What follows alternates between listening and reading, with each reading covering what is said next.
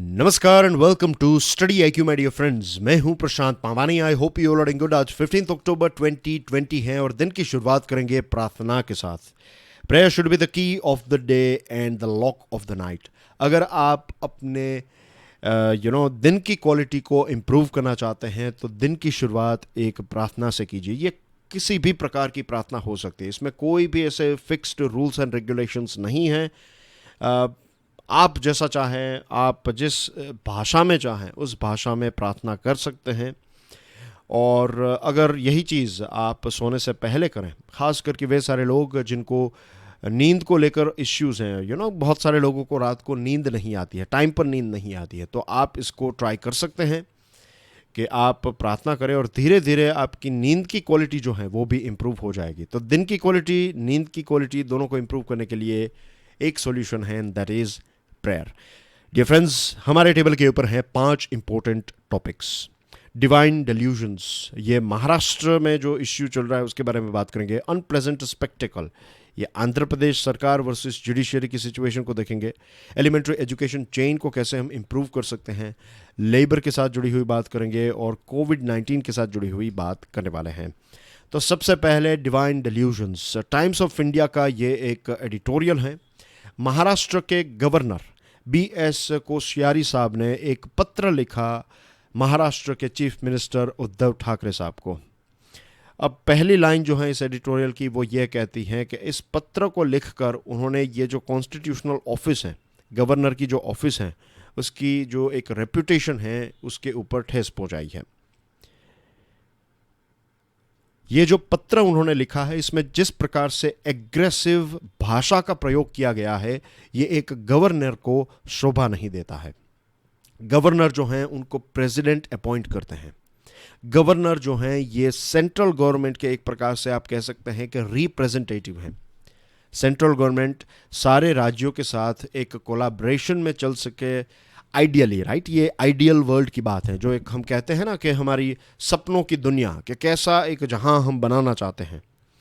तो ऐसी एक उटोपियन स्टेट में, एक ऐसी दुनिया जो हम बनाना चाहते हैं, तो उसमें गवर्नर का जो रोल होता है वो ये होता है कि सेंट्रल गवर्नमेंट और जो राज्य सरकार हैं इन दोनों के बीच में एक ब्रिज बनने का काम करें। अगर कोई चीज़ें राज्य में गलत हो रही हैं तो वो राज्य के जो भी हेड हैं, जो सरकार हैं, जो चीफ मिनिस्टर हैं, उनको समझा सकते हैं, उनको बता सकते हैं। और अगर कोई इश्यू चीफ मिनिस्टर को या फिर राज्य सरकार को सेंट्रल गवर्नमेंट के साथ है तो वो गवर्नर को बता सकते हैं। गवर्नर जो है वो राज्य सरकार के जो भी इश्यूज़ हैं वो सेंट्रल गवर्नमेंट को बताएंगे। ये ऐसा हम कह सकते हैं कि ऐसा होना चाहिए, लेकिन क्या रियलिटी में ऐसा होता है? नो। रियलिटी बहुत ही डार्क है। रियलिटी ये है कि सेंट्रल गवर्नमेंट जो हैं अपने कुछ ख़ास लॉयल, जो ऐसे लोग जिनके ऊपर वो भरोसा कर सकें, तो ऐसे लोगों को गवर्नर के तौर पर उनको बिठाया जाता है। और बहुत बार हमने ये देखा है, and this is not just with, ये सिर्फ ऐसा नहीं है कि बीजेपी सरकार ये कर रही है। सेंट्रल में जो भी सरकार, राइट, कांग्रेस के टाइम पर बहुत सारे बीजेपी के ऐसे राज्य थे जिनमें उन सारे गवर्नर्स को रखा जाता था। गुजरात की भी बात मैं करूँ तो नरेंद्र मोदी साहब और एक मैडम थे, उनका नाम मैं भूल गया, लेकिन उनके भी बहुत बीच में इश्यूज जो हैं वो चलते रहते थे। तो गवर्नर जो हैं वो मीन्स ये कंट्रोल करने के लिए नहीं है कि स्टेट गवर्नमेंट्स के ऊपर कंट्रोल करें। और ख़ास करके एक इलेक्टेड रिप्रेजेंट राज्य के चीफ मिनिस्टर हैं, आप उनके साथ इस एग्रेसिव टोन में कैसे बात कर सकते हैं? पता है उन्होंने क्या कहा? उन्होंने ये कहा, जो हम कहते हैं कि क्या आपको सपने में भगवान ने आकर बताया था कि ये करो? इस प्रकार की भाषा का उपयोग किया है। उन्होंने ये बताया कि क्या आपको ऐसे कोई रिविलेशंस हुए, ऐसे कोई प्रीमोनिशंस हुए कि क्या भगवान ने आकर आपको बताया है कि आप मंदिर, मस्जिद, चर्च, गुरुद्वारा, ये सारी चीज़ें महाराष्ट्र में बंद रखो? उन्होंने पत्र में ये लिखा कि बहुत सारे लोगों की रिक्वेस्ट ये है कि जल्द से जल्द ये सारी जो वर्शिप की जगहें हैं इनको खोला जाए। अब हमारे देश में कॉन्स्टिट्यूशन में आर्टिकल 25 जो हैं उसमें गारंटी दी गई है, guarantee for the freedom to practise freedom to practise religion. आप जो भी धर्म चाहें उस धर्म को फॉलो कर सकते हैं, उनकी प्रैक्टिसेस को फॉलो कर सकते हैं, लेकिन ये अनलिमिटेड नहीं है। Subject to public order and health. अगर corona virus Maharashtra number 1 rank पर है, सबसे ज़्यादा केस महाराष्ट्र में है, और महाराष्ट्र के चीफ मिनिस्टर अगर ये सोचते हैं कि फ़िलहाल मंदिर मस्जिद इन सारी जगहों को बंद ही रखना चाहिए, तो वो law and order related decision है, पब्लिक ऑर्डर और पब्लिक हेल्थ के साथ जुड़ा हुआ डिसीजन है। और अगर आप मुझसे पूछे then I don't see anything wrong with it at all.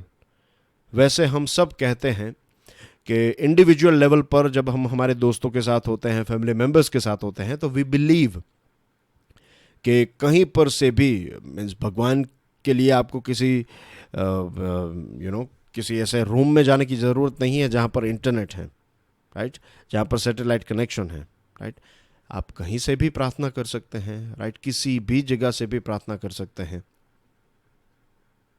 तो अगर कुछ दिनों के लिए मंदिर मस्जिद गुरुद्वारा चर्च जो भी कोई जगह है, ये जगह बंद है, तो इससे कोई ऐसा नहीं है कि भगवान के साथ हमारा कम्युनिकेशन टूट जाएगा। तो ये जो जिद है कुछ लोग कर रहे हैं, this is lack of sensibility, right. What we need is sensible लोग। यहाँ पर सबसे बड़ी माइनॉरिटी जो है हमारे देश में, वो पारसियों की नहीं है, वो मुस्लिम्स की नहीं है, राइट। वो जो हम कहते हैं ना कि माइनॉरिटी, रियल माइनॉरिटी मेरे हिसाब से हैं सेंसिबल लोगों की। अगर देश में ज़्यादा मेजॉरिटी सेंसिबल लोग हो जाए, राइट, तो ये सारे इश्यूज इस प्रकार के देखने को ही नहीं मिलेंगे। लेकिन यहाँ पर जो भाषा का उपयोग किया गया है, ऐसी भाषा डेफिनेटली एक कॉन्स्टिट्यूशनल फंक्शनरी को इस्तेमाल नहीं करनी चाहिए। और आजकल चीज़ें भी ऐसी हो गई है कि आप धर्म के साथ जुड़ी हुई बातचीत भी नहीं कर सकते। जब हम हमारी हिस्ट्री पढ़ते हैं तो हम देखते हैं कि सती प्रथा को बंद किया गया, फिर ऐसी बहुत सारी चीज़ें जो हैं वो बंद की गई, अंधविश्वास और ये सारी चीज़ें जो हैं वो उसको समाज में से हटाया गया। तो ये पॉसिबल तभी हैं जब, देखिए, सुपरस्टिशन, अंधविश्वास, ये सारी चीज़ें तब आएगी जब आप बदलाव करने नहीं देंगे, इज़न्ट इट। और बदलाव तब आएगा जब लोग चीज़ों को खुले तौर पर डिस्कस करें। आज अगर किसी रिलीजन या फिर रिलीजियंस में एक से ज़्यादा धर्म जो हैं उसमें अगर कोई प्रॉब्लम्स है, अगर लोगों ने किसी चीज़ को गलत समझ लिया है, ऐसा कुछ है, तो ये तभी सॉल्व हो सकता है जब आप इसके ऊपर डिस्कशन करें तब। लेकिन डिस्कशन ही नहीं हो पाती है। लोग जो हैं वो एग्रेसिवली मेरे विचार के बारे में आप ऐसा कैसे कह सकते हैं, मेरे धर्म के बारे में आप कैसा, किस प्रकार के शब्द का इस्तेमाल हो रहा है, कैसी टोन है व्यक्ति की, वो क्या कहने की कोशिश कर रहे हैं, राइट। अगर ये सुनने की हमारी क्षमता नहीं है देन अगेन ये इसी बात के ऊपर है कि इट्स ऑल अबाउट सेंसिबिलिटी, कि हम कितने सेंसिबल हैं। हमें एक सेंसिबल समाज का निर्माण करना है। और एक और चीज़ यहाँ पर ऐड करना चाहता हूँ, लोग कहते हैं कई बार बहुत सारे आर्टिकल्स में, और ये मेरा पर्सनल ओपिनियन है, लोग कहते हैं कि इनटॉलरेंस, राइट, कि हमारे देश को और ज़्यादा टॉलरेंस की आवश्यकता है। नहीं, we don't need tolerance at all, right, we need acceptability. Bharat की संस्कृति ये रही है कि हमने अलग अलग धर्म को, अलग अलग प्रार्थना के तरीकों को, अलग अलग मेडिटेशन के तरीकों को, हर चीज़ों को हमने एक्सेप्ट किया है। टॉलरेंस जो है, मेरी समझ ये है कि मुझे कुछ पसंद नहीं है लेकिन फिर भी मैं उसको नज़रअंदाज करता हूँ। मुझे वो चीज़ याद आती है कि यार ये जो है ये सही नहीं है, I don't like this person, I don't like this religion, I don't like this society, लेकिन फिर भी मैं बर्दाश्त करते जा रहा हूँ। बर्दाश्त करना जो है वो मेरे हिसाब से कहीं ना कहीं नेगेटिव है। लेकिन एक्सेप्टेबिलिटी जो है, दैट इज़ लाइक, वो इस प्रकार से प्रार्थना करते हैं, दैट इज़ हिज और her own way, right, God bless him और हर। जिस ईश्वर, मैं एक इस तरीके को एक्सेप्ट मीन्स मैं इस रिलीजन को फॉलो करता हूँ क्योंकि मुझे ये पसंद है, वो उस रिलीजन को फॉलो कर रहे हैं क्योंकि उनको वो पसंद है, वो उनकी लाइफ है, उनकी चॉइस है। I accept this thing, this is the core, ये बेसिक रूट है हमारा। लेकिन अब रिलीजन के बारे में भी बात करना जो है वो बहुत ही डिफ़िकल्ट होता जा रहा है, ऐसा मुझे लग रहा है। इसी के साथ डियर फ्रेंड्स, स्टडी IQ की टीम ने मिलकर एक स्मार्ट कोर्स डिज़ाइन किया है। ये स्मार्ट कोर्स सिविल सर्विसेज की एग्जामिनेशन के लिए है। 16 अक्टूबर तक हमारे सभी स्मार्ट कोर्स के ऊपर EMI की ऑफर भी अवेलेबल है। आज के लेक्चर की PDF को डाउनलोड करना चाहते हैं, check out my Telegram channel. Lecture को दूसरे स्टूडेंट्स के साथ शेयर ज़रूर करें। वीडियो पसंद आता है then hit the like button and don't forget to subscribe to our YouTube channel. Second topic जो है ये आंध्र प्रदेश राज्य में क्या हो रहा है। आंध्र प्रदेश में हमें आंध्रा सरकार वर्सेस न्यायपालिका या फिर जुडिशरी ऐसी सिचुएशन देखने को मिल रही है। वहाँ के chief minister YS Jagan Mohan Reddy साहब ने chief justice of India SA Bobde साहब को एक लेटर लिखा और इस पत्र में उन्होंने ये कंप्लेंट की है कि आंध्र प्रदेश की जो हाई कोर्ट हैं उनका एटीट्यूड काफ़ी नेगेटिव है। इनफैक्ट एक दुश्मनी भरा एटीट्यूड आंध्र प्रदेश की हाई कोर्ट उनके साथ और उनकी सरकार और उनके पार्टी के साथ कर रही है। उन्होंने अपने पत्र में ये भी लिखा है कि एक सुप्रीम कोर्ट के जज जो हैं उनका नाम भी उन्होंने लिखा है और कहा है कि उनका व्यवहार भी इसी प्रकार का हमें नज़र आता है। अब हाई कोर्ट जो है काफ़ी नाराज़ हो चुकी हैं और हाई कोर्ट ने CBI को इन्वेस्टिगेशन करने की एक डायरेक्शन, एक आदेश दिया है कि आप इस मैटर को देखिए, क्या ये डिफेमेटरी है, क्या ये जानबूझकर ऐसा किया गया है कि जुडिशरी या फिर जो जजेस के नाम यहाँ पर लिए गए हैं क्या उनकी इज्जत या फिर उनका जो उनका नाम ख़राब करने के लिए ये किया गया है, या फिर क्या कोई ऐसी कोई कॉन्स्पिरेसी चल रही है, राइट, कोई ऐसी गेम चल रही है जिसको लेकर वो जुडिशरी को वीक करना चाहते हैं, उनको टारगेट करना चाहते हैं। जो भी मैटर हैं उसके ऊपर आप इन्वेस्टिगेशन कीजिए। चीफ मिनिस्टर ने यह बताया है कि हाई कोर्ट में जो लोग हैं वो लोग उनके पहले जो पॉलिटिकल ड्राइवर और उनसे पहले जो चीफ मिनिस्टर थे N चंद्रबाबू नायडू, तो उनके एजेंट्स हैं, उनके लॉयलिस्ट हैं, उनके वफादार हैं। और ये हाई कोर्ट में बहुत सारे ऐसे लोग हैं जो N चंद्रबाबू नायडू के हित को ध्यान में रखते हुए काम करते हैं और ये जो करंट जगन मोहन रेड्डी हैं उनके खिलाफ एक दुश्मनी भरा एटीट्यूड रखते हैं, ऐसा उन्होंने पत्र में लिखा है। It is disturbing enough that some judicial orders are seen in a political light or lend themselves to such an interpretation. ये एक दुखद बात है, कई जुडिशियल ऑर्डर्स जो हैं उनको पॉलिटिकल लाइट में देखा जाता है, मीन्स पॉलिटिकल कलर्स से देखा जाता है, और ऐसी चीज़ें जो हैं वो हमारे देश के लिए, हमारे समाज के लिए भी काफ़ी नेगेटिव होती हैं। अब सरकार ने CBI इंक्वायरी के खिलाफ कोई भी ऑब्जेक्शन नहीं उठाया है, कहा है कि वी आर फाइन, अगर आपको CBI इंक्वायरी करनी है तो we are ready for it. लेकिन अब सिचुएशन जो है वो CJI यानी कि चीफ जस्टिस ऑफ इंडिया के लिए काफ़ी ट्रिकी हो जाएगी, क्योंकि अगर वो इंक्वायरी कंडक्ट नहीं करवाते या फिर इस चीज़ को आगे नहीं ले जाते तो फिर ऐसा होगा कि एक चीफ मिनिस्टर ने एक पत्र लिखा आपको और बताया कि ये चीज़ें हैं लेकिन आपने कुछ किया नहीं।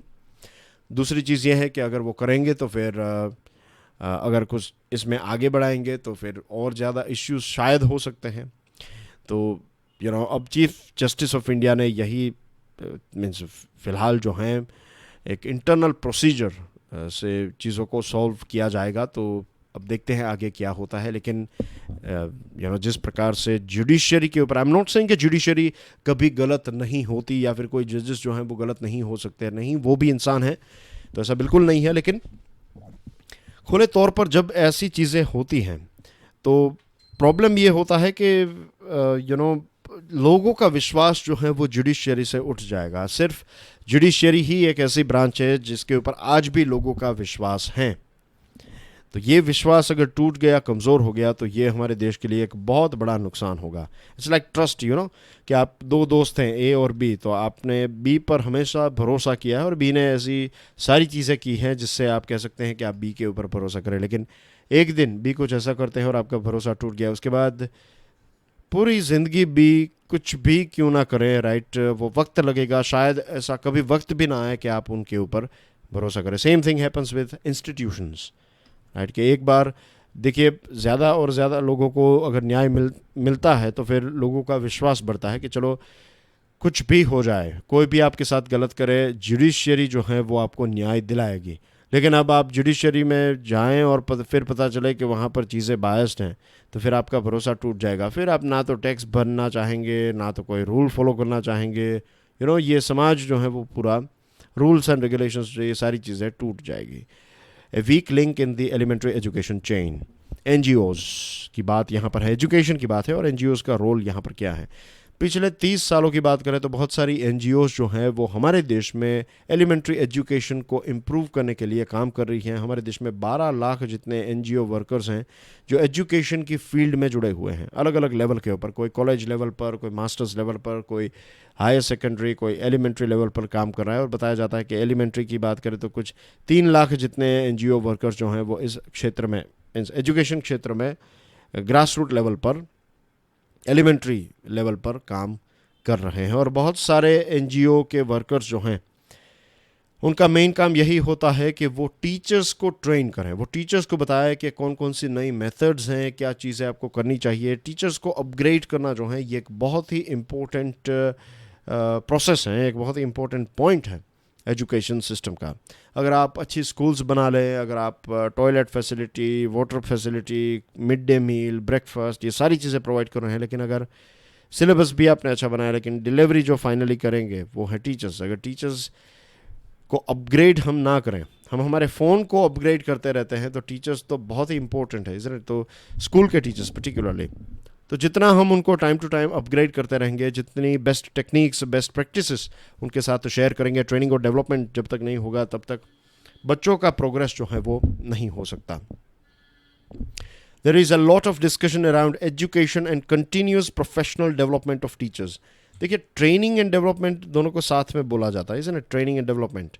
ट्रेनिंग क्या है कि एक फिक्स टाइम पर आप कुछ मेथड सिखाते हैं। डेवलपमेंट जो है फिर आप प्रैक्टिकल वर्ल्ड में कैसे उस चीज़ को करते हैं और धीरे धीरे डेवलप होते हैं। फिर एक लेवल पर पहुंच गए, उसके बाद फिर से थोड़ी ट्रेनिंग, फिर से डेवलपमेंट, फिर से, तो इस ऐसे चीज़ें जो हैं वो आगे बढ़ती रहनी चाहिए।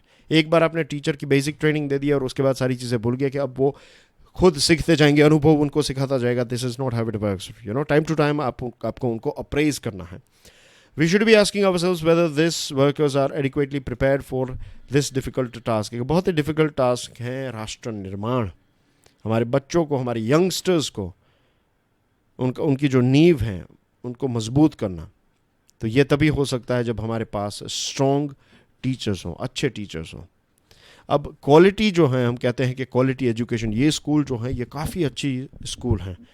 तो हमारे देश में आज भी हम कैसे देखते हैं क्वांटिटी वाइज कि 99% रिजल्ट हैं, 99.5% इस स्कूल का रिजल्ट है।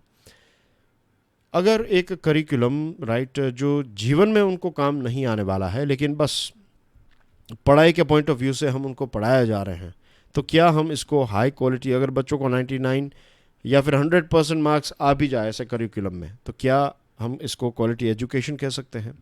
दूसरी चीज़, अगर बच्चों को आप डरा कर, पनिशमेंट देकर, उनके ऊपर स्ट्रेस क्रिएट कर उनके रैंक 1 और 99 या फिर 100% आप उनसे अचीव करवा भी लेते हैं, तो क्या हम इसको एक क्वालिटी एजुकेशन कह सकते हैं? The answer is no, of course, right.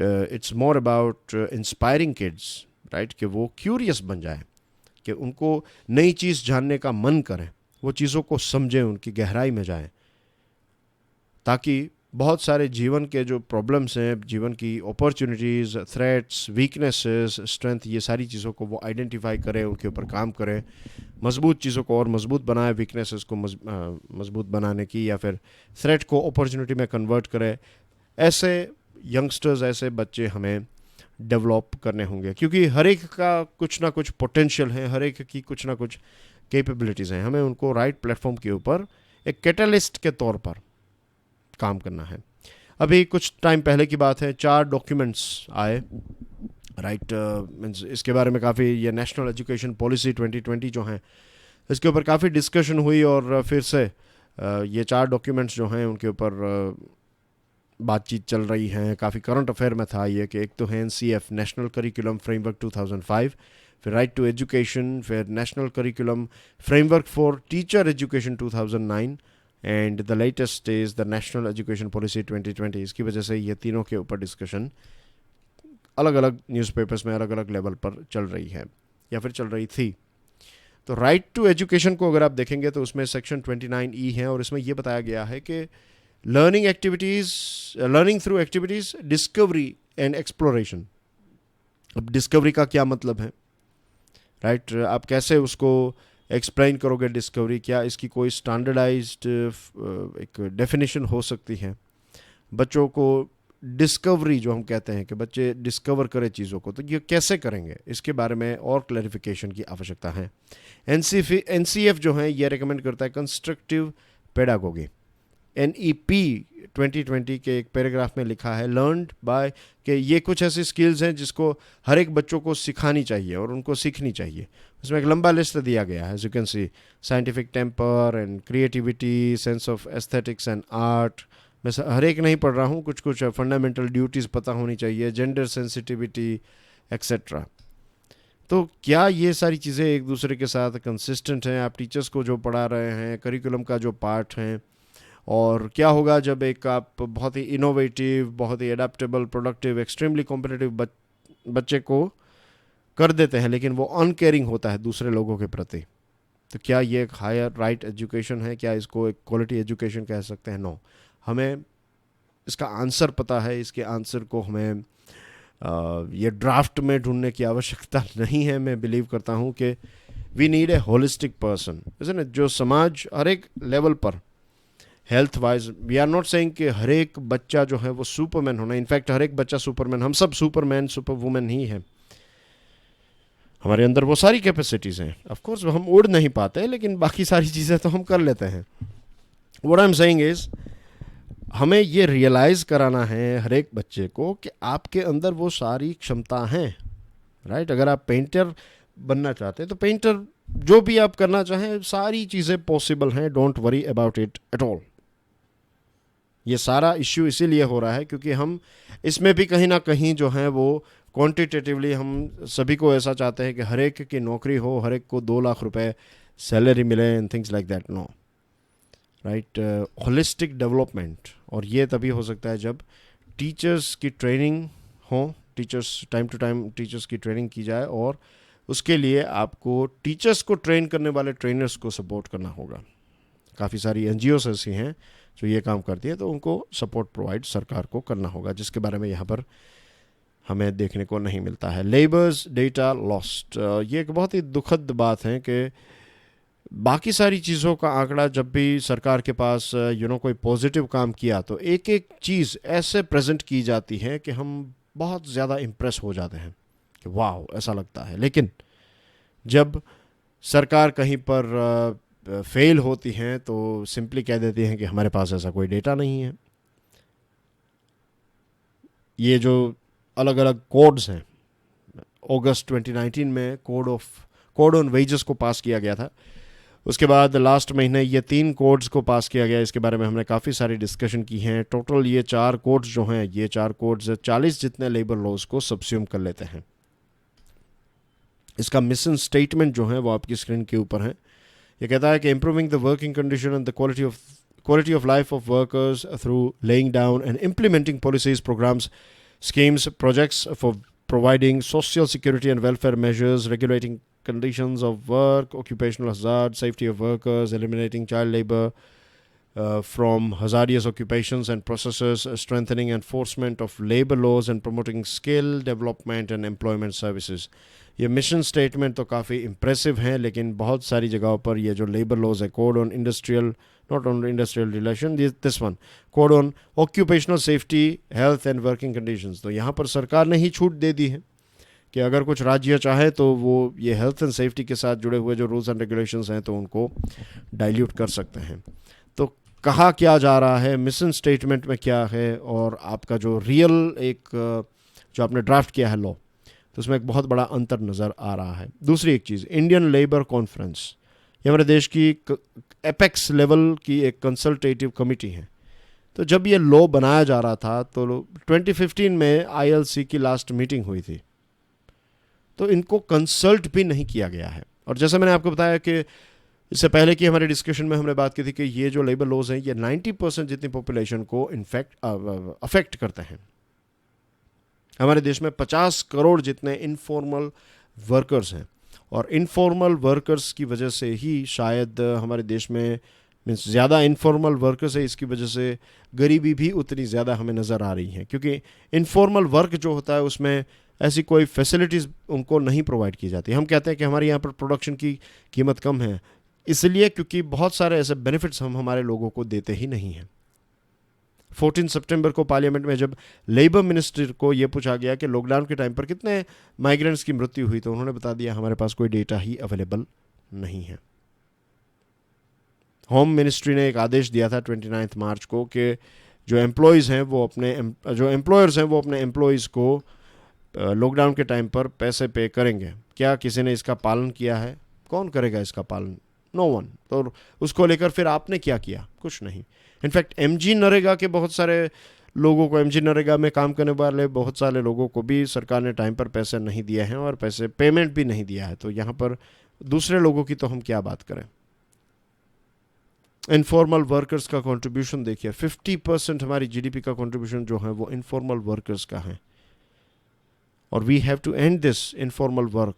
हमें इनको फॉर्मलाइज करना होगा, क्योंकि एक तो इनफॉर्मल वर्क जो होता है उसका पेमेंट भी टाइम पर नहीं होता है और पेमेंट भी उतना अच्छा नहीं होता है। दूसरी चीज़, सिर्फ उनसे काम निकाला जाता है, उनका पर्सनल ग्रोथ, उनका अपग्रेडेशन और ऐसी कोई फैसिलिटी जो है वो नहीं होती है। और होता यह है कि क्योंकि ऐसी फैसिलिटी उनको नहीं मिली है तो फिर उनके बच्चे जो हैं वो भी गरीबी में ही पैदा होंगे और वो भी फ्यूचर में अपने पिताजी और माताजी ने जो काम किया है उसी काम को करने में मजबूर हो जाएंगे, क्योंकि ना तो स्कूल में अच्छी पढ़ाई हुई, ये सारी चीज़ें, यू नो।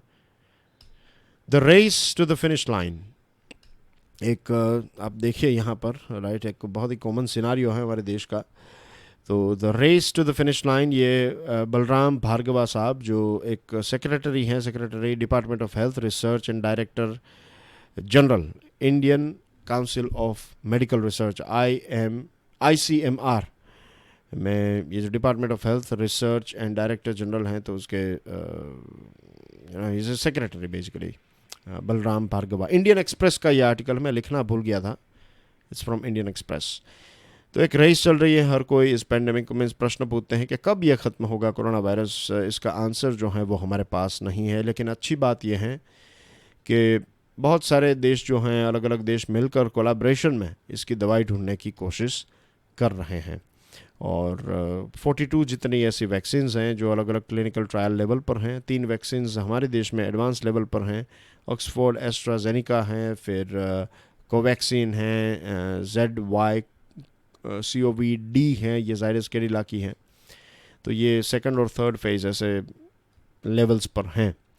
और जिस भी देश में दवा इसकी बनेगी, वैक्सीन बनेगी, तो भारत एक बहुत ही इंपॉर्टेंट रोल प्ले करेगा, क्योंकि हम दुनिया के सबसे बड़े वैक्सीन प्रोड्यूसर हैं, मैन्युफैक्चरर हैं। In terms of volume, quantity wise सबसे ज़्यादा वैक्सीन हमारे देश में पैदा होती है। और 70% जितनी जो गरीब देशों में और मिडिल इनकम कंट्रीज़ में दवाई पहुंचाई जाती है, तो वो यूनिसेफ और गावी जो है वो भारत से ये सारी दवाई बनवाती है और इनको अलग अलग जगहों पर डिस्ट्रीब्यूट करता है। इसीलिए भारत को दुनिया की फार्मेसी भी कई बार कहा जाता है। तो we are going to play very important role of course. और government, private sector, multilateral institutions हैं, सिविल सोसाइटीज़ हैं, हर कोई मिलकर एक सॉल्यूशन ढूंढने की कोशिश कर रहा है, नो डाउट। तो ये एक अच्छी बात है, कोलैबोरेशन जो है ये एक अच्छी बात है। और दूसरी एक चीज़ जो हमें करनी है वो है long term partnership for continuous R&D, ताकि इस प्रकार के दूसरे जूनोटिक डिजीज़ जो हैं, फ्यूचर में ऐसे कोई भी डिजीज़ जो हैं वो हमें इस प्रकार से इन्फेक्ट ना करें, हमें इस प्रकार से बर्बाद ना करें। और ऐसा कोई डिजीज़ अगर स्प्रेड आउट होते भी हैं तो उसको जल्द से जल्द हम कंट्रोल कर सकें, उसको लेकर हमें R&D जो है उसकी शुरुआत कर देनी चाहिए और ये कंटिन्यूसली ये चलता ही रहना चाहिए। And that's basically everything in today's discussion dear friends. ये हैं कुछ न्यूज़ आइटम्स। PDF को डाउनलोड करने के बाद आप इसको आराम से देख लीजिएगा। I will see you soon, till then enjoy your studies, God bless you all, जय हिंद।